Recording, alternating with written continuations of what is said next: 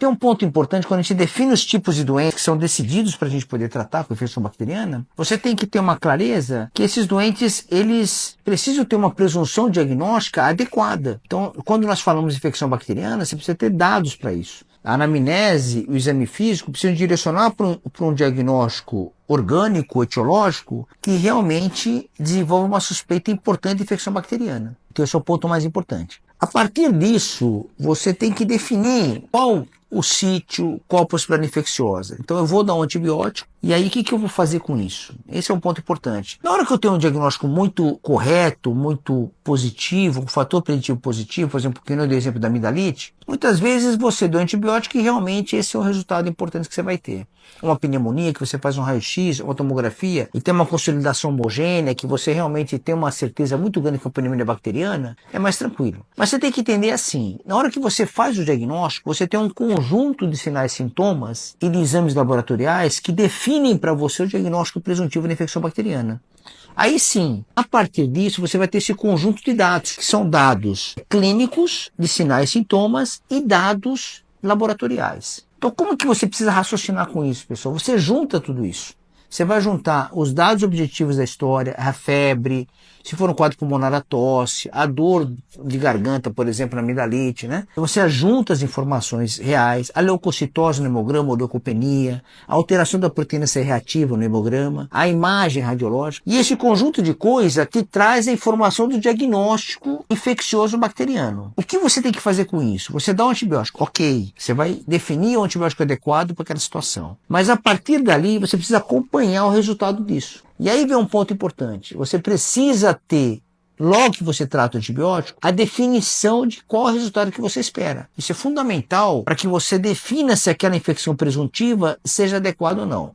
Que quando você tem uma evidência laboratorial, clínica, que o diagnóstico está 100% correto, quase perto disso, claro que você vai fazer o esquema antibiótico e vai ter um resultado positivo disso e você vai ficar mais tranquilo.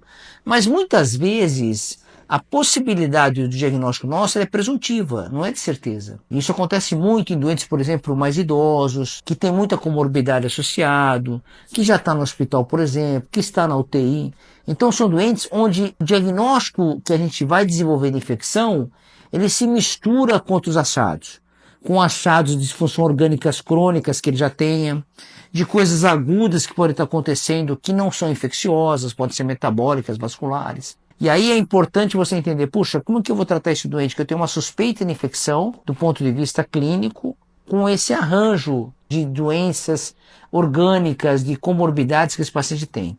E aí é importante você juntar toda a informação que te fez pensar na infecção bacteriana, e quando você dá um antibiótico, você precisa acompanhar isso e ver se aquelas informações que você desenvolveu previamente, de sinais, sintomas laboratoriais, vão ter resultado clínico. Então vou dar um exemplo prático disso. Você está um paciente que está acamado, que vive com uma sequela neurológica, por exemplo, e faz um quadro respiratório agudo. Ele faz tosse, faz febre, faz outros sintomas. Você define que há uma possibilidade de pneumonia. Você faz uma imagem e tem uma alteração radiológica, que não é bem uma consolidação, infiltrado em duas áreas pulmonares. Você fala, pô, você tem infecção bacteriana. Ok, eu vou pegar e tratar ele com esquema antimicrobiano. Eu posso usar um esquema clássico de beta-lactâmico associado com macrolídeo, por exemplo, ou uma quinolona respiratória, por exemplo. Mas o que eu tenho de informação? Eu tenho informação com quadro agudo, que eu tenho sintomas respiratórios, que eu tenho alguma alteração laboratorial.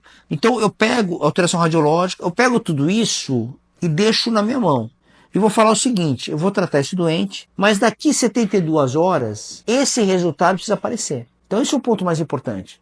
Porque o que acontece? Um doente como esse, que está acamado, tem comorbidade, ele pode ter outras alterações respiratórias que não são bacterianas.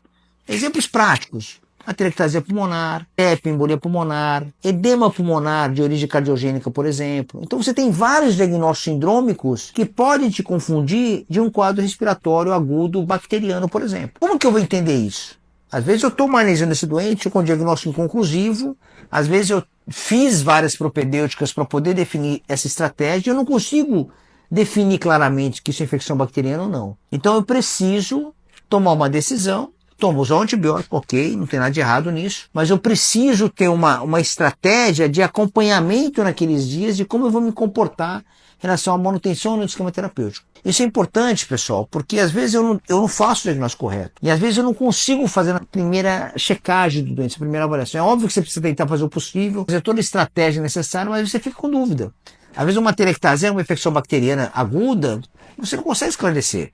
Só o tempo vai te ajudar. Então o que acontece? Às vezes eu faço um manejo desse, eu trato esse doente com antibiótico e o resultado não acontece. Eu tenho que alertar que a minha estratégia não foi adequada, eu tenho que retomar o tipo de terapêutico ou diagnóstico. Às vezes eu tenho um resultado muito maior do que esperado. Por exemplo, se ele tem uma alteração pulmonar, um infiltrado pulmonar na imagem, na tomografia no raio-x, e essa imagem melhora rapidamente em 2 dias, é provável que ela não seja infecção bacteriana. Então vocês entenderam que quando vocês fazem um planejamento da estratégia terapêutica, você tem as informações do doente, informações clínicas desse doente, informações laboratoriais radiológicas, e você utiliza isso para o seu acompanhamento na terapêutica.